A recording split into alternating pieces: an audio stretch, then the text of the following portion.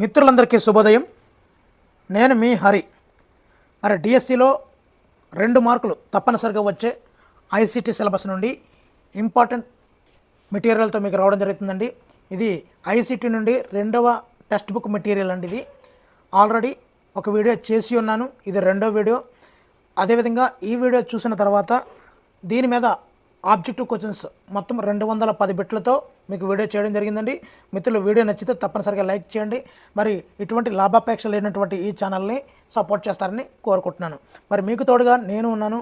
మరి నాకు తోడుగా మీరు లైక్ కామెంట్ల ద్వారా ఉంటారని మనస్ఫూర్తిగా కోరుకుంటూ మరి వీడియోని అయితే స్టార్ట్ చేస్తున్నానండి. మరి సమాచార ప్రసార సాంకేతిక శాస్త్ర సమైక్యత అనే చాప్టర్, దీంతో ఇది చివరి వీడియో అండి ఐసీటీ నుండి. మరి దీనిలో ఒక నిర్వచనం, బిల్ గేట్స్ వారి ఒక నిర్వచనం అయితే ఇవ్వడం జరిగింది. Technology is just a tool in terms of getting the kinds working together and motivating them. The teacher is most important అనే ఒక నిర్వచనాన్ని బిల్ గేట్స్ అయితే ఇవ్వడం జరిగిందండి. చాలా చాలా ఇంపార్టెంట్. మరి ఈ వీడియో పూర్తయ్యేసరికి మనము ఏ టాపిక్లు నేర్చుకుంటాము అనేది ఇక్కడ ఒకసారి చూద్దామండి.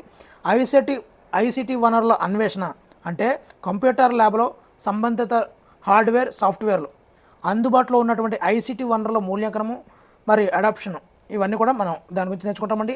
అదేవిధంగా అధ్యాపన శాస్త్రం విశ్లేషణ మరియు తగిన ఐసీటీతో సమైక్యం చేసి బోధించడం గురించి, సైబర్ చట్టం గురించి, ఫ్రీవేర్ల గురించి, మదింపు చేయుటలు, ఐసీటీ సమైక్యము, మదింపు సాధనాల మ్యాపింగు, పోర్టుపోలియోల మదింపు, రూబ్రిక్స్, అదేవిధంగా పాఠశాల సబ్జెక్టుల్లో బహుళ మాధ్యమ పాఠాల తయారీ, ప్రణాళిక రచన, అదేవిధంగా ఉపాధ్యాయుల వృత్తిపరమైన అభివృద్ధికి ఆన్లైన్ అభ్యసన కోర్సులు, మరి ఇవన్నీ సార్వత్రిక విద్యా వనరులు, ఐసీటీ ప్లాట్ఫామ్లు మరియు మూక్, వీటన్నింటి గురించి ఈ వీడియోలో అయితే పూర్తిగా తెలుసుకుంటారండి.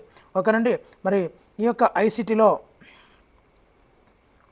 ఇక్కడ పరిచయం చూద్దామండి. మరి ఐసీటీలు ప్రధానంగా ఐసీటీ వనరులు అనేవి ప్రధానంగా 2 రకాలండి. ఫస్ట్ వన్ ఈజ్ హార్డ్వేర్ వనరులు, రెండవది సాఫ్ట్వేర్ వనరులు అండి. ఓకేనండి. మరి ఈ యొక్క హార్డ్వేర్ వనరుల్లో ముఖ్యంగా ఒక్కొక్కటి చూద్దామండి. మరి లైన్ టు లైన్ మీకు ఎక్స్ప్లెయిన్ చేయడం జరుగుతుంది. తప్పనిసరిగా అయితే నచ్చుతుందని అనుకుంటున్నాను. మరి నచ్చితే తప్పనిసరిగా లైక్ అయితే చేసుకోండి. మరి మొదటిది రేడియో మరియు టెలివిజన్.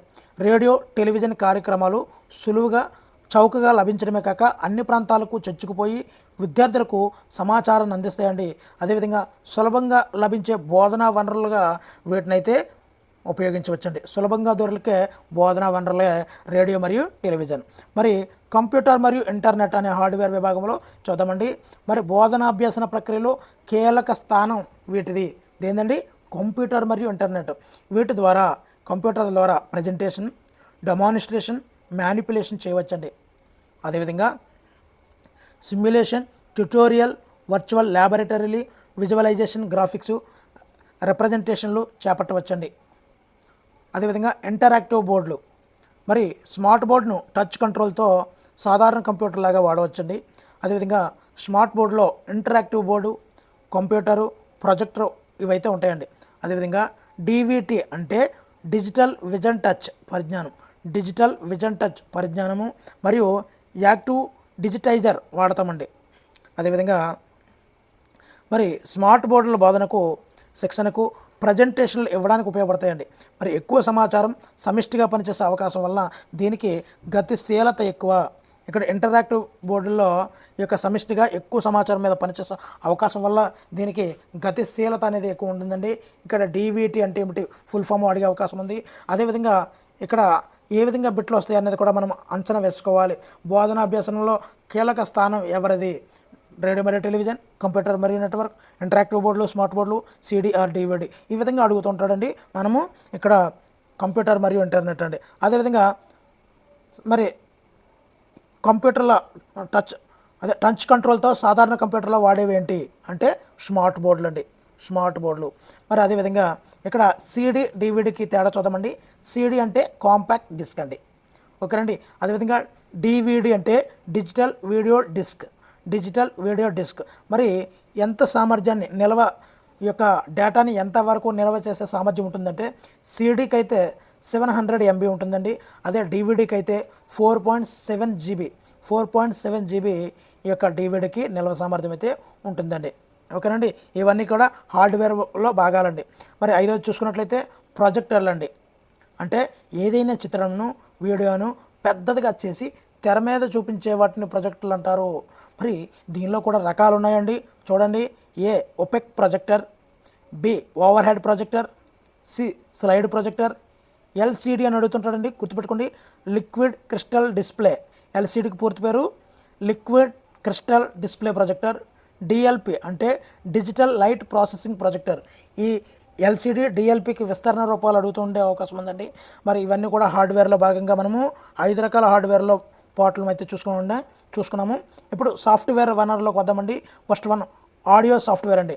అంటే ఈ సాఫ్ట్వేర్లో ఉపయోగించి ఆడియోని రికార్డ్ చేయడానికి, వినడానికి, ఎడిట్ చేయడానికి, ట్రాక్లు మిక్స్ చేయడానికి అందుబాటులో ఉంటాయి.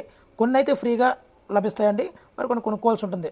ఉదాహరణగా మనం ఈ యొక్క ఆడియో సాఫ్ట్వేర్లో మనం చూసుకున్నట్లయితే Sony creative software, wave pad audio editing, mix pad ఇవన్నీ కూడా ఆడియో సాఫ్ట్వేర్లు. ఓకేనండి. ఇప్పుడు రెండో చూద్దామండి.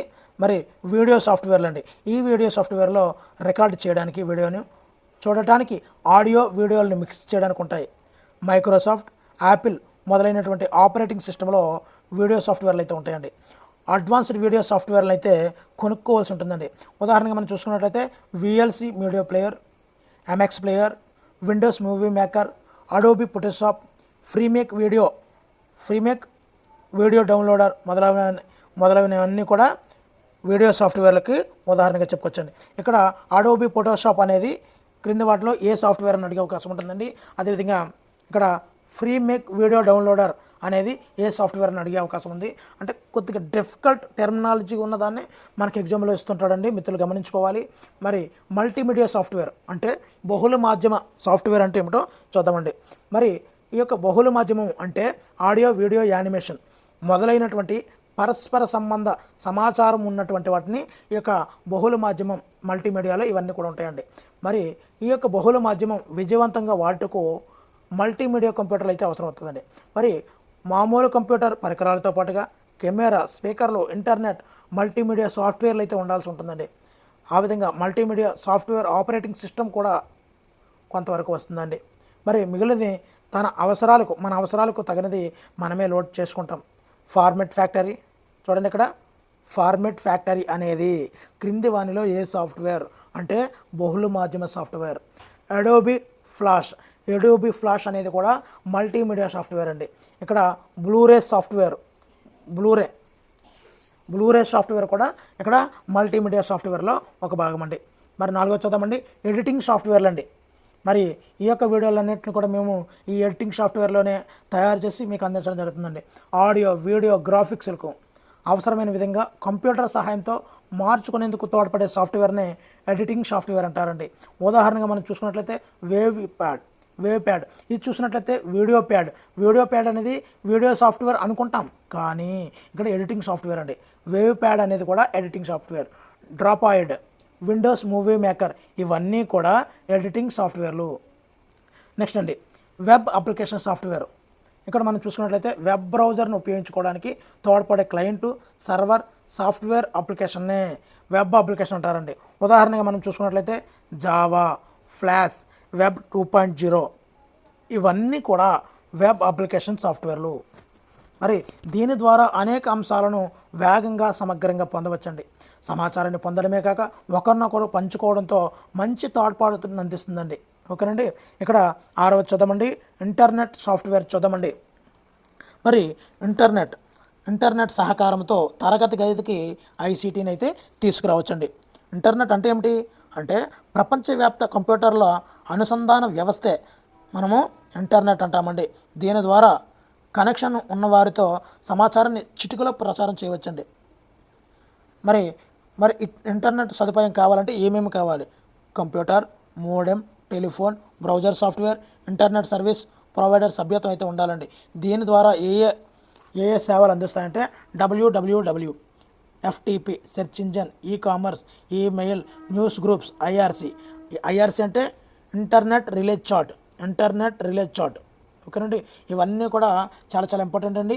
వీటన్నిటి గురించి కూడా ఈ వీడియోలో ఇక్కడ వీటి యొక్క పూర్తి ఫుల్ ఫామ్స్ కూడా ఈ వీడియోలో పూర్తిగా ఉంటాయండి. చూద్దాం పూర్తిగా ఒక్కొక్కటిగా మనం చూసుకుంటూ వెళ్దాం.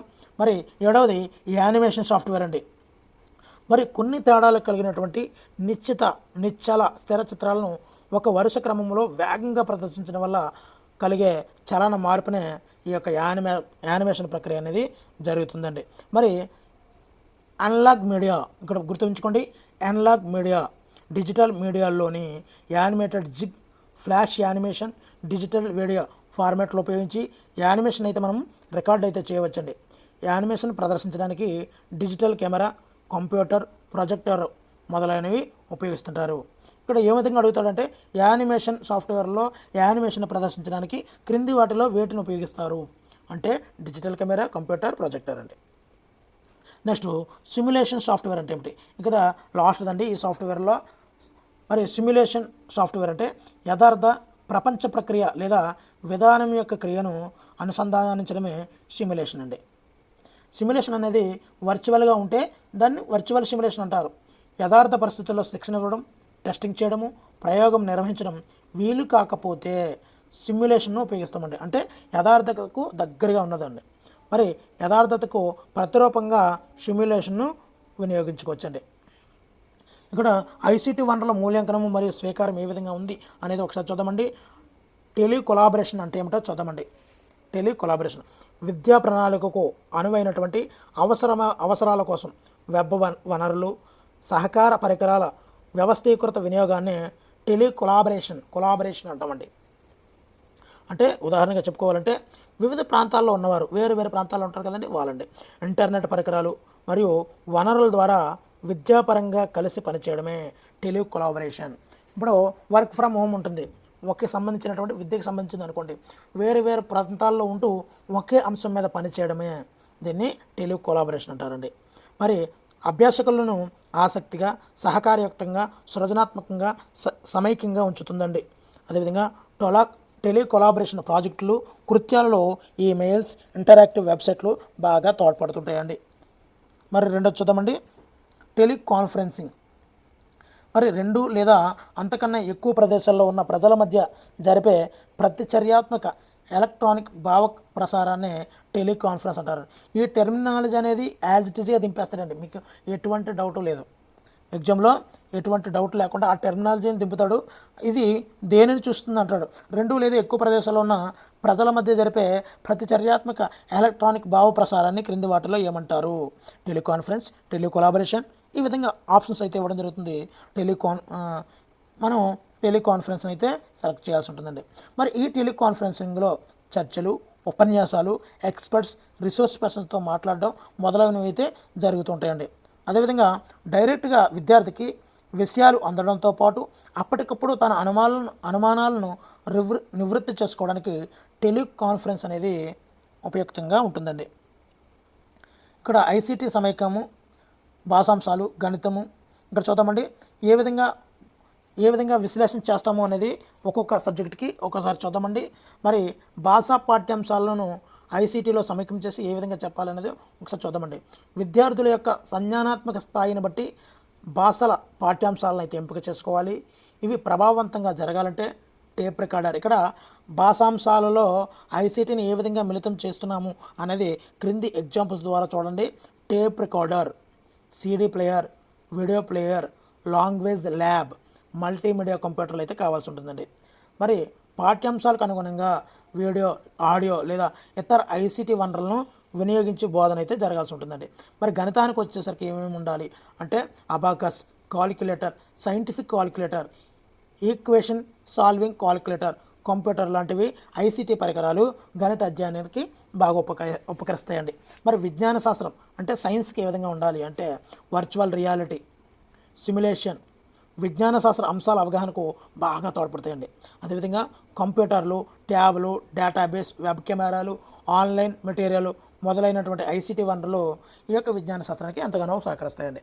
మరి సామాజిక శాస్త్రం అంటే సోషియాలజీ. ఇక్కడ మనం చూసుకున్నట్లయితే సామాజిక శాస్త్రం విద్యార్థులకు అర్థవంతంగా, వాస్తవికంగా అందాలంటే ఐసీటీ పరికరాలైనటువంటి ఆన్లైన్ మ్యాప్లు, డేటాబేస్, వికీలు, బ్లాగులు, ఆడియో వీడియోలు బాగా ఉపయోగపడతాయండి. ఇక్కడ వికీలు అనేవి దేనికి బాగా ఉపయోగపడతాయి ఇలాంటివి అడుగుతుంటాడండి. మనమైతే గమనించాల్సి ఉంటుందండి. అదేవిధంగా ఇక్కడ స్మార్ట్ ఫోన్లు, కెమెరాలు, డిజిటల్ హుండీ, స్మార్ట్ బోర్డులు, ప్రొజెక్టర్, బ్రాడ్కాస్టింగ్లు, వెబ్ పేజీలు, ఇంటర్నెట్, వర్చువల్ టూల్స్, వికీలు, బ్లాగులు, యానిమేషన్లు, సిమ్యులేషన్ ఇవన్నీ కూడా ఈ యొక్క సామాజిక శాస్త్రంలో ఎంతగానో ఉపయోగపడతాయండి. మరి ప్రత్యామ్నాయ పద్ధతులు మరియు ఐసీటీ గురించి ఇప్పుడు తెలుసుకుందామండి. ఐసీటీ హార్డ్వేర్, సాఫ్ట్వేర్ వనరుల్లో పాటుగా ప్రత్యామ్నాయ వనరులు పద్ధతులు ఉపయోగించడం వల్ల బోధనాభ్యసన ప్రక్రియ మరింత ప్రేరేపితం అవుతుందండి. మరి ప్రత్యామ్నాయ పద్ధతులు అంటే ఏమిటో కూడా మనం తెలుసుకోవాల్సింది. వికీలు అంటే వికీపీడియాలు, బ్లాగులు, పోడ్కాస్ట్లు, వెబ్ టూల్స్ ఇవన్నీ కూడా ప్రత్యామ్నాయ పద్ధతులు అండి. మరి ఇక్కడ స్కిన్నర్ ప్రవర్తనవాదము, గాగ్నే సంజ్ఞానాత్మక ప్రవర్తనవాదము మొదలైనటువంటి నిర్దేశిత నమూనాలతో ఐసీటీని మమేకం చేయడం ద్వారా జ్ఞాన నిర్మాణం అయితే జరుగుతుందండి. ఈ జ్ఞానం చిరకాలంగా ఉంటుంది. అదేవిధంగా జాన్ డ్యూయి సూచించినటువంటి సాంఘిక క్రియాత్మక సిద్ధాంతము, వైగోటిస్కి ప్రతిపాదించినటువంటి విదలన సిద్ధాంతం అంటే స్కఫోల్డింగ్, విదలన సిద్ధాంతం అంటే స్కఫోల్డింగ్ సిద్ధాంతము, అదేవిధంగా జీన్ పియాజే మరియు బ్రోనర్ వివరించినటువంటి బాలల వికాస సిద్ధాంతాలు, అదేవిధంగా గార్డ్నర్ చెప్పినటువంటి బహుళ ప్రజ్ఞల సిద్ధాంతాల ఆధారంగా రూపొందించిందే నిర్మాణాత్మక ఉపగమాలతో ఐసీటీని అనుసంధానించడం ద్వారా అభ్యాసకులలో జ్ఞాన నిర్మాణాన్ని అయితే పెంపొందించవచ్చు. ఇందులో అందరు శాస్త్రవేత్తలు వాళ్ళు ప్రతిపాదించిన సిద్ధాంతాలు మ్యాక్సిమం కవర్ అయిపోయాయండి. చూడండి, ఇక్కడ విదలన పద్ధతి లేదా స్కఫోల్డింగ్ పద్ధతి సృష్టించడానికి తోడ్పడే ఐసీటీ సాంకేతిక వనరులు, పరికరాలు ఏముంటాయో ఒక్కసారి చూసేద్దామండి. అందులోనూ మరి బాహ్య సహాయాన్ని క్రమంగా వదిలివేయడం ద్వారా విద్యార్థి ఒక సమస్యను పరిష్కరించడము, ఒక కృత్యాన్ని నిర్వహించడము, ఒక లక్ష్యాన్ని సాధించడంలో తోడ్పడే బోధనా పద్ధతిని స్కఫోల్డింగ్ అంటారు. అంటే స్కఫోల్డింగ్ అంటే ఏంటండి? ఒక లక్ష్యాన్ని సాధించడంలో తోడ్పడే బోధనా పద్ధతిని స్కఫోల్డింగ్ అంటారండి. మరి లైన్ టు లైన్ చెప్పడం జరుగుతుందండి. మిత్రులు గమనించాలి. వీడియో నచ్చితే తప్పనిసరిగా అయితే లైక్ చేయండి. ఎంతగానో మీకు ఏ వీడియోలు కావాలనేది కూడా కామెంట్ బాక్స్లో తెలియజేయండి. ఖచ్చితంగా వీడియోలు అయితే చేసి పెడతానండి. మరి వైగోటిస్కి సూచించినటువంటి స్కఫోల్డింగ్ సిద్ధాంతంలో విదలనం అంటే స్కఫోల్డింగ్ పిల్లలలో జరగడానికి వర్చువల్ టెక్నాలజీ, నిజ జీవిత అనుభవాలు ఎంతగానో సహాయపడుతూ ఉంటాయండి. రెబెక్కా ఆల్బర్గ్ సూచించినటువంటి స్కఫోల్డింగ్ వ్యూహాలను చూద్దామండి. చూపించడం మరియు చెప్పడం, మాట్లాడడానికి సమయం ఇవ్వడం, శబ్దకోశం బోధన, దృశ్య ఉపకరణాలను ఉపయోగించడం, విరామం, ప్రశ్నలు అడగడం, విరామం, పునఃసమీక్ష ఇవన్నీ కూడా రెబెక్కా ఆల్బర్గ్ సూచించినటువంటి స్కఫోల్డింగ్ వ్యూహాలు. దీనిలో స్కఫోల్డింగ్ వ్యూహం కానిది, అదేవిధంగా వరుసక్రమం సరిగ్గా ఇవ్వకపోవడము ఇలాంటివన్నీ కూడా బిట్లుగా వచ్చే అవకాశం ఉందండి. మరి ఈ వీడియో చివరిలో 200 బిట్లతో కూడినటువంటి ఎగ్జాక్ట్లీ 210 బిట్లతో కూడినటువంటి 2 వీడియోలు అయితే వీడియో చివరి కనిపిస్తున్నాయి. అదేవిధంగా డిస్క్రిప్షన్లో లింక్ పడుతున్నానండి, అక్కడి నుంచి చూడండి. చాలా బాగా ఐసీటీ నుంచి 2 మార్కులు ఎక్కడికి పోకుండా మరి స్పష్టంగా ఇవ్వడం జరుగుతుందండి. మరి తప్పనిసరిగా అయితే వీడియోని అయితే చూడండి, ఉపయోగపడుతుంది. నెక్స్ట్ చూద్దామండి, సైబర్ చట్టము మరియు రక్షణ, ఫ్రీవేర్లు అంటే చూద్దామండి. ఇక్కడ కంప్యూటర్లు, ఇంటర్నెట్ అందుబాటులోకి వచ్చిన తర్వాత దానిని విరివిగా ఉపయోగించడంతో పాటుగా సైబర్ నేరాలు, మోసాలు అధికం కావడం ద్వారా వాటిని నివారించడానికి సైబర్ చట్టము మరియు రక్షణ ఏర్పరచబడాయండి. అసలు సైబర్ చట్టంలో ఏమున్నాయి అన్నది ఇప్పుడు చూసేద్దామండి. మరి ఇంటర్నెట్ వినియోగంలో గల అన్ని న్యాయపర అంశాలను కూడా మనం సైబర్ చట్టం అంటామండి.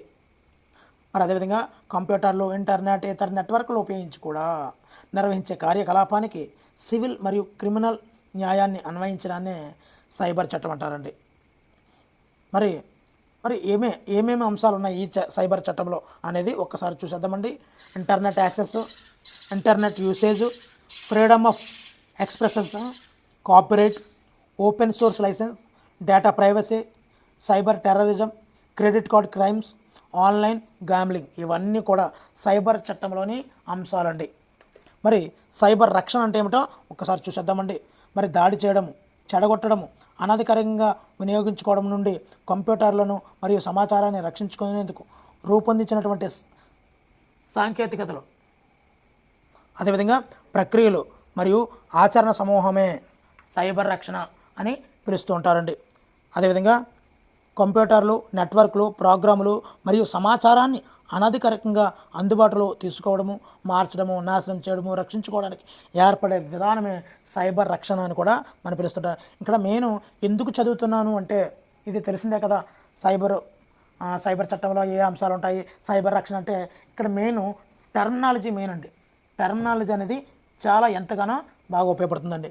మరి ఈ సైబర్ రక్షణలోని అంశాలు అప్లికేషన్ రక్షణ అండి, ఇన్ఫర్మేషన్ రక్షణ, నెట్వర్క్ రక్షణ, డిజాస్టర్ రికవరీ, ఎండి యూజర్ విద్య అండి. ఇవన్నీ కూడా ఇక్కడ క్రింది వానిలో సైబర్ రక్షణలో లేనిది ఏమిటి అని అడుగుతుంటాడండి. 3 సేమ్ ఇచ్చి ఒకటి వేరేస్తుంటాడండి. అప్పుడు డిజాస్టర్ రికవరీ అని ఇచ్చాడు అనుకోండి, మనం యాక్చువల్గా ఈ యొక్క సైబర్ రక్షణలో ఇది ఉండదు అని అనుకుంటాం మనం. కానీ డిజాస్టర్ రికవరీ కూడా సైబర్ రక్షణే కదండి. మరి అందు గురించనే ప్రతి పాయింట్ని కూడా మనం ఎలాగ ఆలోచించాలంటే మరి దీనిలో బిట్టిస్తే ఏ విధంగా ఇస్తాడు అని మనం ఊహాత్మకంగా ఆలోచిస్తూ దీనిలో ప్రతి అంశాన్ని కూడా గుర్తించుకుంటారు అనే ఉద్దేశంతోనే ప్రతి పాయింట్ను కూడా లైన్ టు లైన్ చదవడం జరుగుతుంది. మరి ఇక్కడ చూస్తున్నట్లయితే సైబర్ చట్టంలోని అంశాలండి ఇవే. ఇక్కడ చూసినట్లయితే సైబర్ రక్షణలో అంశాలు, రెండింటికి తేడా అయితే గమనించండి. మరి సైబర్ నేరాలు కొన్ని చూద్దామండి. చూసినట్లయితే ఒకటోది వైరస్ అండి. ఈ వైరస్ అనేది కూడా ఒక రకమైన సాఫ్ట్వేర్ అనండి. కంప్యూటర్లోని ప్రోగ్రాములు, ఫైళ్లను పాడు చేయడానికి కావాలనే వైరస్ను ఏదో ఒక రూపంలో, ఏదో ఒక లింకుల రూపంలో మనకి పంపిస్తుంటారండి. ఇది కంప్యూటర్లో ఉన్నటువంటి విలువైన సాఫ్ట్వేర్ని, సమాచారాన్ని నాశనం అయితే చేస్తుందండి. వీటి నుండి కంప్యూటర్లు రక్షించడానికి ఫైర్ వాల్స్, గుర్తుపెట్టుకోండి, ఫైర్ వాల్స్, యాంటీవైరస్ సాఫ్ట్వేర్లు, ఫైర్ వాల్స్, యాంటీవైరస్ సాఫ్ట్వేర్లు మొదలైనవి కంప్యూటర్లో ఇన్స్టాల్ అయితే చేసుకోవాల్సి ఉందండి. మరి సైబర్ నేరాల్లో మొదటిది వైరస్ అండి, రెండవది హ్యాకింగ్ అండి. హ్యాకింగ్ అంటే ఆన్లైన్ ద్వారా ఇతర కంప్యూటర్లోని వ్యక్తిగత సమాచారంలోకి చొరబడి దానిని దొంగలించి చట్టవిరుద్ధమైనటువంటి పనులకు వినియోగించడం అయితే జరుగుతుంది. హ్యాకింగ్ నుండి రక్షణ పొందేందుకు కొన్ని సాఫ్ట్వేర్లను కంప్యూటర్లో ఇన్స్టాల్ చేసుకోవాలండి. మరి అనవసరమైనటువంటి సమాచారం జోలికి వెళ్ళకూడదండి. ఓకేనండి. మరి మూడవది సైబర్ నేరాల్లో మూడవది గ్రంథ చౌర్యం. మరి క్రింది వానిలో సైబర్ నేరాలు కానిది ఏంటి అని అడుగుతుంటాడు. మనం మరి ఏకాంత భగ్నం అనేది కూడా ఒక సైబర్ నేరమేనండి. గ్రంథ చౌర్యం అనేది కూడా ఒక సైబర్ నేరమే. ఇందులో గ్రంథ చౌర్యంలో ఇంటర్నెట్లో ఉన్న అనేక అంశాలకు చెందినటువంటి పుస్తకాలను కొందరు తమవిగా ఉపయోగించుకుంటున్నారు. దీనిని నివారించుటకు www.plagiarism.com వంటి సాఫ్ట్వేర్లు కొని ఇన్స్టాల్ అయితే చేసుకోవాలండి. ఓకేనండి. నెక్స్ట్ ఏకాంత భగ్నం అండి. అంటే వ్యక్తులు, వృత్తిదారులు, ఉపాధ్యాయులు, విద్యార్థులు తమ వ్యక్తిగత సమాచారాన్ని నేడు కంప్యూటర్లో ఉంచడం జరుగుతుందండి. అలాంటి సమాచారాన్ని చొరబాటుదారులు సేకరించి దుర్వినియోగం చేయడము, లాభం పొందడానికి ప్రయత్నించడము జరుగుతుందండి. దీని నివారణ గురించి ఏకాంత భగ్నం నివారణ కోసము ఏయుపి అంటే ఆథరైజ్ యూజ్ పాలసీ అమలు చేయాలి. ఇక్కడ బిట్ ఏ విధంగా వస్తుంది అంటే దేని నివారణ కోసం ఏయుపిని అమలు చేయాలి, లేదంటే ఏకాంత భగ్నం నివారణకు ఏ పాలసీని అమలు చేయాలి, ఈ విధంగా అడుగుతుంటాడండి. అదేవిధంగా గ్రంథ చౌర్యాన్ని నివారించుటకు ఎటువంటి సాఫ్ట్వేర్ను కొని ఇన్స్టాల్ చేసుకోవాలి, ఈ విధమైనటువంటి బిట్లు వస్తుంటాయి, మిత్రులైతే గమనించండి. మరి తర్వాత ఐదవది చట్టవిరుద్ధమైనటువంటి డౌన్లోడ్ అంటే సాఫ్ట్వేర్ దొంగతనాలు చేసి పైరసీ అండి. నేడు అనేక కంపెనీల సాఫ్ట్వేర్లు, సినిమాలు తదితర వీడియోలను చట్టవిరుద్ధంగా డౌన్లోడ్ అయితే చేసుకుంటారండి. మరి దీనిని నివారించాలి. చట్టవిరుద్ధమైనటువంటి డౌన్లోడ్లు, పైరసీలు చేయకూడదండి. ఇది కూడా ఒక సైబర్ నేరమేనండి. ఓకేనండి. ఇప్పుడు ఫ్రీవేర్ అంటే ఏంటో పూర్తిగా చూద్దామండి. ఎలాంటి ఖరీదు లేకుండా ఉచితంగా లభించే సాఫ్ట్వేర్ని ఫ్రీవేర్ అంటామండి. దీనినే మరో పేరు కూడా ఉందండి, షేర్వేర్ అని కూడా పిలుస్తారండి. మరి ఫ్రీవేర్ను ఉచితంగా ఉపయోగించుకోవచ్చు, కానీ దానిని మార్చడం లేదా ఇతరులకు పంచడం కానీ రూపకర్త అనుమతి లేకుండా చేయకూడదండి. ఫ్రీవేర్ అన్ని సమయాల్లో అన్ని అవసరాలకు సరిపోదండి. అలాంటప్పుడు ఫ్రీవేర్ యొక్క అడ్వాన్స్డ్ వెర్షన్లను కొనుక్కోవాల్సి ఉంటుందండి, అంటే ప్రో వెర్షన్స్ అండి. మరి ఫ్రీవేర్ యొక్క ప్రీమియర్ వెర్షన్స్ని అమ్మడం ద్వారా అడ్వర్టైజ్మెంట్ సపోర్ట్ గల ప్రీమియర్ల మూలంగా తయారీదారులు అయితే లాభం పొందుతారండి. ఈ యొక్క ఫ్రీవేర్లకు ఉదాహరణగా ఎగ్జాంపుల్గా ఉన్నాయండి. చాలా చాలా చాలా ఇంపార్టెంట్ అండి. చూడండి ఒకసారి. స్కైప్ అనేది ఒక freeware, Adobe Acrobat Reader, TeamViewer sound app, CD burner, Firefox, FlashGet, uTorrent, Format Factory, Winamp, Avast, AVG, Opera ఇవన్నీ కూడా ఉచితంగా లభిస్తాయి. కొన్ని అడ్వాన్స్డ్ వెర్షన్స్లో బీబీ ఎడిట్, ఎక్సన్ వ్యూ వీటిని ఈ యొక్క ఫ్రీవేర్లను కొనవలసి ఉంటుందండి. ఇక్కడ సపోజ్ ఫార్మాట్ ఫ్యాక్టరీ అనేది మనం జనరల్గా అనుకుంటాము సెట్టింగ్లో ఒక భాగము సిస్టమ్ను మొత్తం ఫార్మాట్ చేయడం కోసము అని అనుకుంటాం. కానీ అది ఒక ఫ్రీవేర్ అండి. ఇది ఒక ఫ్రీవేర్. వినాంప్ ఒక ఫ్రీవేర్. ఓకేనండి. ఈ విధంగా మనం ఒకటికి 2 సార్లు ఇలాంటి కొత్త ఫ్రీవేర్ల గురించి వచ్చినప్పుడు వాడు ఎగ్జాంపుల్ ఇచ్చాడంటే మాత్రం అందులో ఉన్నటువంటి డిఫికల్టీని చూజ్ చేసుకుంటాడండి ఖచ్చితంగా. మిత్రులు గమనించాలి. మరి ఇక్కడ పోర్ట్ఫోలియో మదింపు అంటే ఏమిటి? ఉపాధ్యాయులు విద్యార్థులు అభివృద్ధి పరిచినటువంటి కళాకృతులు ఒక క్రమ పద్ధతిలో నివేదిక రూపంలో తయారు చేసి నిల్వ చేయబడేవే పోర్ట్ఫోలియో అండి. మరి ఈ ఫైళ్ళు కంప్యూటర్లు లేదా ఇతర ఐసిటి సాధనాల ద్వారా కూడా నిల్వ చేయవచ్చండి. మరి ఉదాహరణకు ఒక విద్యార్థికి చెందినటువంటి పోర్ట్ఫోలియోకి ఉదాహరణ ఇస్తున్నాడండి, గమనించండి. ఒక విద్యార్థికి చెందినటువంటి జవాబు పత్రాలు, మౌఖిక, చిత్రలేఖనం మొదలైనటువంటి అన్ని అంశాలను audio, video, power point presentation, scan మొదలైన పద్ధతిలో నెలల వారీగా సంవత్సరాల క్రమంలో నిల్వ ఉంచడం వలన ప్రగతిని అంచనా వేయవచ్చు, పరిపృష్టిని అంటే ఫీడ్బ్యాక్ను ఇవ్వవచ్చును. ఓకేనండి. ఈ ఫోల్డర్లను విద్యార్థుల ద్వారానే నిర్మించి అంశాలను భద్రపరిచేలా ఉపాధ్యాయులు సలహాలు ఇవ్వవచ్చు, సూచనలు ఇవ్వవచ్చు. ఒక పద్యాన్ని పాడి రికార్డు చేసుకొని విన్న తర్వాత ఒక విద్యార్థి రాగయుక్తంగా పాడగల సామర్థ్యాన్ని పెంచుకునే ప్రయత్నం అయితే చేయగలండి. ఈ విధంగా కొన్ని అంశాలను విద్యార్థులే పోర్ట్ఫోలియోల్లో చేర్చవచ్చు, మరికొన్ని ఉపాధ్యాయులు చేర్చవచ్చు. నెక్స్ట్ ఇప్పుడు రూబ్రిక్స్ అంటే ఏమిటి? రూబ్రిక్ యొక్క ప్రధాన ఉద్దేశం విద్యార్థుల స్థాయిలను, సాధనల్ని మదింపు చేయడాన్ని మనము రూబ్రిక్ అంటామండి. విద్యార్థుల నిర్మిత ప్రతిస్పందనల నాణ్యతను మూల్యాంకనం చేయడానికి ఉపయోగించే స్కోరింగ్ గైడ్నే రూబ్రిక్ అంటారండి. మరి రూబ్రిక్లో ఉండే అంశాలు ఏమిటి అన్నది ఒకసారి చూసేద్దామండి. విద్యార్థి ప్రతిస్పందనపై నిర్ణయానికి తీసుకోవడము ఆధారంగా ఎక్కువ లక్షణాలు, ఒకటి లేదా ఎక్కువ లక్షణాలు ఆ అంశాలని పరిగణలోకి తీసుకోవడం రూబ్రిక్లో ప్రధానమైనటువంటి అంశం అండి. అదేవిధంగా రెండోది ప్రతి అంశం యొక్క అర్థాన్ని వివరించే నిర్వచనాలు మరియు ఉదాహరణలు ఇవ్వడం కూడా రూబ్రిక్లో ఉండే అంశం అండి. మరి ప్రతి అంశం యొక్క స్థాయిని నిర్ధారించడానికి అవసరమైనటువంటి స్కోరింగ్ స్కేల్ విలువలు కూడా ఈ రూబ్రిక్లో ఉంటాయండి. మరి ఈ రూబ్రిక్ని తయారు చేయడంలో సోపానాలు అండి చాలా చాలా ఇంపార్టెంట్ అండి. ఇక్కడ గుడ్రిచ్ స్కోరింగ్ రూబ్రిక్ నిర్మించింది ఎవరు అని అడుగుతాడండి. గుడ్రిచ్. అందులో కొన్ని సోపానాలను అయితే గుడ్రిచ్ ప్రతిపాదించడం జరిగింది. అవి చూద్దామండి. విద్యార్థులకి వివిధ రూబ్రిక్ నమూనాలని చూపించాలండి. మరి విద్యార్థులు రివ్యూ చేయడం కోసం వారికి వైవిధ్యభరితమైనటువంటి కొన్ని నమూనా అసైన్మెంట్స్ అంటే నియోజనాలు ఇవ్వాలండి. మరి స్కోరింగ్ రూబ్రిక్లో ఉండాల్సినటువంటి అంశాల పట్టికను తయారు చేసి దానిని చర్చకు పెట్టాలి. మరి రూబ్రిక్ నమూనాలను ఆచరణలో పెట్టి చూడాలి. అదేవిధంగా పరిపృష్టి ఆధారంగా రూబ్రిక్ పనిని పునఃసమీక్ష చేయాలి. ఆచరణ పునఃసమీక్ష. మరి చివరిగా విద్యార్థుల పనిని మదింపు చేయాలి. ఇక్కడ సోపానాల్లో మనం ఇప్పటివరకు చదివేశాను కదా, మీకు ఏదో చదివినట్టు కాకుండా ఇక్కడ షార్ట్కట్గా మనం తయారు చేసుకోవాలి. ఇక్కడ మదింపు, ఇక్కడ పునఃసమీక్ష, ఇక్కడ ఆచరణ, ఇక్కడ చర్చ, ఇక్కడ నియోజనాలు ఇవన్నీ కూడా వరుస క్రమం అండి. ఇక్కడ రూబ్రిక్ నిర్మాణంలో సోపానాలు ఉన్నాయి కదండి, అందులో ఒకటో దానిలో నియోజనాలు ఇవ్వాలి, రెండోది చర్చకు పెట్టాలి, ఆచరణలో పెట్టాలి, పునఃసమీక్ష చేయాలి, మదింపు చేయాలి. ఇవన్నీ కూడా వరుస క్రమంలో గుర్తుపెట్టుకోవాలండి. గుడ్రిచ్ ప్రతిపాదించాడు దీన్ని, స్కోరింగ్ రూబ్రిక్ నిర్మాణాన్ని గుడ్రిచ్ ప్రతిపాదించాడు. దానిలో ఉన్నటువంటి సోపానాల క్రమం వంటిది. నెక్స్ట్ చూద్దామండి. దత్తాంశ నిర్వహణ. ఏదైనా సేకరించినటువంటి సమాచారాన్ని నియంత్రించే ప్రక్రియనే దత్తాంశ నిర్వహణ అంటారండి. ఒకటోది. సో ఇవన్నీ కూడా ఉంటాయండి. నెక్స్ట్ చూద్దామండి. ఇక్కడ బహుళ మాధ్యమ పాఠాల తయారీ మరియు ప్రణాళిక రచనలో చాలా చాలా ఇంపార్టెంట్ అండి ఇది కూడా.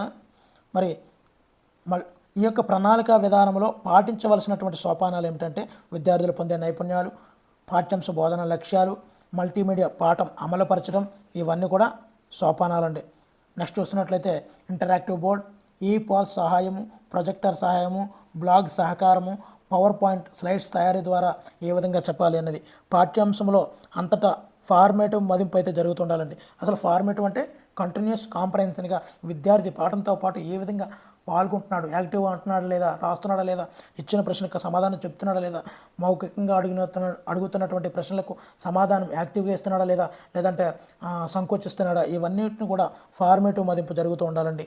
అదేవిధంగా స్టూడెంట్ రెస్పాన్స్ సిస్టంలో సమాధానాలు అయితే రాబట్టగలగాలండి.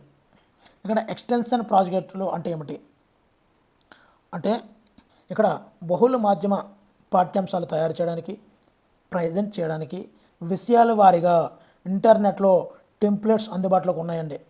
వాటి ఆధారంగా బహుళ మాధ్యమంలో పాఠ్యాంశాలు తయారు చేసుకొని తరగతి గదిలో కంప్యూటర్, అంతర్జాలం, ఇంటర్నెట్, ఇంటరాక్టివ్ వైట్ బోర్డ్ సహాయంతో చక్కగా ప్రజెంట్ చేయవచ్చండి. దీనిని మనం ఏమంటాము, ఎక్స్టెన్షన్ ప్రాజెక్టులు అని కూడా అంటుంటామండి. మరి బహుళ మాధ్యమ పాఠశాలలో ఉపాధ్యాయుని పాత్ర ఏ విధంగా ఉండాలనేది ఇక్కడ ఇవ్వడం జరిగిందండి. ఇక్కడ సామాజిక మాధ్యమం అభ్యసన యొక్క ప్రాధాన్యత కూడా ఇవ్వడం జరిగింది. ఇక్కడ సామాజిక వేదికలు అంటే ఫారంలు, సామాజిక వేదికలు అంటే ఫారంలు అండి. ఉదాహరణగా ఎపెక్స్ అనేది క్రింది వాటిలో ఏది అంటే సామాజిక వేదిక, బ్లాగా, ట్విట్టరా, ఈ విధంగా అడుగుతుంటాడండి. అంటే ఇది సామాజిక వేదిక ఫారం అండి. అదేవిధంగా AP maths form, AP subjects form అండి. అదేవిధంగా బ్లాగుల విషయానికి వస్తే ఇక్కడ బ్లాగ్ స్పాట్, వీబ్లీ వెబ్సైట్లు ఇవి బ్లాగులోకి వస్తుంటాయండి. ఓకేనండి. ఇంకా ట్విట్టర్లోకి వస్తే ట్విట్టర్లో ట్వీట్లు అని పిలుస్తారండి. ట్విట్టర్లో మనం సెండ్ చేయడాన్ని ట్వీట్ అంటాం.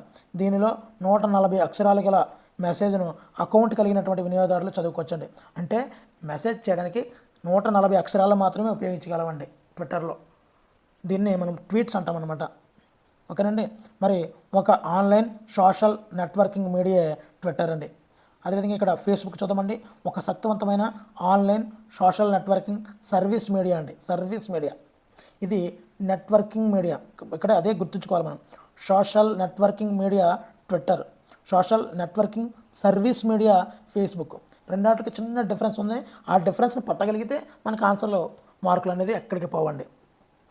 మరి ఫేస్బుక్లో ప్రొఫైల్ ఏర్పాటు చేసుకొని మిత్రులను, ఇతర వినియోగదారులను ఆహ్వానించవచ్చు. ఒకరి అభిప్రాయాలను, ఆలోచనలను, అంశాలను ఇతరులతో పంచుకోవచ్చు. వీటి ద్వారా విద్యార్థులు విద్యా విషయాలను అయితే పంచుకోవచ్చు, తెలుసుకోవచ్చు, పెంపొందించుకోవచ్చు అండి. నెక్స్ట్ వాట్సాప్ అండి. ఇది ఒక online smart phone social networking media అండి. దీనిలో అకౌంట్ని ఏర్పాటు చేసుకుని ఫోటోలు, చిత్రాలు, వీడియోలు, ఆడియోలు, సమాచారం అన్ని గ్రూప్ సభ్యులకు అందించుకోవచ్చండి. సామూహిక సంభాషణలు, గ్రూప్ చాట్స్ నిర్వహించుకోవచ్చు. సో ఇవన్నీ కూడా మనకు తెలిసిందే. ఇక లింక్డ్ఇన్ అంటే ఏమిటో చూద్దామండి. ఇది మరో ముఖ్యమైనటువంటి ఆన్లైన్ సోషల్ నెట్వర్కింగ్ మీడియా అండి. Online social networking media LinkedIn. ఇందులో ఎక్కువగా ప్రొఫెషనల్స్, మరీ ముఖ్యంగా చూసినట్లయితే విద్యారంగానికి చెందిన వారు సభ్యులుగా ఉంటారండి. వీరంతా కూడా తమ అభిప్రాయాలని లింక్డ్ఇన్లో పంచుకుంటుంటారు. మరి ఇక గూగుల్ ప్లస్ చూద్దామండి. ఇది ఒక చర్చా వేదిక. క్రింది వాణిలో చర్చా వేదిక ఏది? LinkedIn, WhatsApp. ఈ విధంగా అడుగుతుంటాడు. ఇక్కడ ఆన్సర్ గూగుల్ ప్లస్. ఓకేనండి. నెక్స్ట్ మరి ఆన్లైన్ కోర్సుల వల్ల ప్రయోజనాలు. నిరంతర విద్యను పొందవచ్చును, ఇంటి వద్దనే ఉండి విద్యను పొందవచ్చును, వృత్తిపరమైనటువంటి అభివృద్ధి పొందవచ్చు, ఇష్టమైన సబ్జెక్ట్ని ఎంపిక చేసుకోవచ్చండి. ఓకేనండి. నెక్స్ట్ చూద్దామండి. ఇక్కడ ఐసిటి ప్లాట్ఫామ్లో మూక్ అంటే ఏమిటి? ఇక్కడ మనం చూసినట్లయితే అనియత విద్యను పొందాలనుకున్నప్పుడు అనియత విద్యా కార్యక్రమాలు, సార్వత్రిక విద్యా వనరులు మరియు సార్వత్రిక ఆన్లైన్ కోర్సులు అనేది తోడ్పడతాయండి. ఓఈఆర్ అంటే గత వీడియోలో చెప్పడం జరిగింది. ఇప్పుడు మీకు ఓఈఆర్ అంటే ఆన్సర్ తెలిస్తే, ఎక్స్పాండెడ్ ఫామ్ తెలిస్తే తప్పనిసరిగా అయితే కామెంట్ చేయండి. మరి ఇక్కడ భారీ సార్వత్రిక ఆన్లైన్ కోర్సులు అంటే మూక్కి పూర్తి ఫుల్ ఫామ్ చూద్దామండి. Massive open online courses. Massive open online courses MOOC అంటే వెబ్ ద్వారా అందరికీ అందుబాటులో ఉండి ఎవరైనా చేయడానికి వీలున్న ఆన్లైన్ కోర్సులను మూక్ అని పిలుస్తారండి. ఇందులో భాగంగా విద్యార్థులకు కోర్సులకు అనుగుణంగా తగు మెటీరియల్తో పాటుగా వీడియోలు, ప్రశ్నలు, సందేహాలకు వీలుగా ఫారములు కూడా నిర్వహించబడతాయండి. ఓకేనండి. ఇవన్నిటిని కూడా భారీ సార్వత్రిక ఆన్లైన్ కోర్స్ అని కూడా అంటుంటారండి. మరి వీడియో నచ్చితే తప్పనిసరిగా అయితే లైక్ చేయండి. మరి మూక్కు ప్లాట్ఫామ్ ఓపెన్ ఎక్స్ అండి. ఇక్కడ స్వయం అంటే ఏమిటో చూద్దామండి. ఇక్కడ మూకు కోసం స్వయం అనే ఒక సంస్థను అయితే ఏర్పాటు చేశారండి. అది స్వయం అంటే study webs of active learning for young aspiring minds. గుర్తుపెట్టుకోండి, study webs of active learning for young aspiring minds. దీన్నే స్వయం అంటారండి. దీని యొక్క లక్ష్యం ఏమిటంటే ఐఐటి, ఐఐఎం, సెంట్రల్ యూనివర్సిటీలు ఆన్లైన్ కోర్సులను భారత పౌరులకు అందించాలి అనేది దీని యొక్క లక్ష్యం అండి. స్వయం ద్వారా నాణ్యత కలిగినటువంటి course material, online lectures, discussions, assignment క్విజులు అభ్యాసకులకు అందుబాటులో ఉంచబడతాయండి. మరి వీడియో నచ్చితే తప్పనిసరిగా లైక్ చేయండి. ఓకే అండి. మరి ఈ యొక్క దీనికి మూక్కి ప్రత్యామ్నాయంగా డిఓసిసి, ఎస్పిఓసి ఇవి వచ్చాయండి మూక్కి ప్రత్యామ్నాయంగా అండి. మూక్లో సాధారణంగా క్లౌడ్ కంప్యూటింగ్ ఉపయోగపడుతుందండి. మరి మూక్లో సాధారణంగా ఏది ఉపయోగపడుతుంది అంటే క్లౌడ్ కంప్యూటింగ్. ఇక్కడ చూద్దామండి. ఎంఓఓసి అంటే మ్యాసివ్ ఓపెన్ ఆన్లైన్ కేసెస్. డిఓసిసి అంటే డిస్ట్రిబ్యూటెడ్ ఓపెన్ కొలాబరేషన్ కేసెస్. ఎస్పిఓసి అంటే సెల్ఫ్ పేస్ ఆన్లైన్ కేసెస్. మరి వీడియో నచ్చితే తప్పనిసరిగా లైక్ చేయండి. Thank you for watching. Me Hari signing out.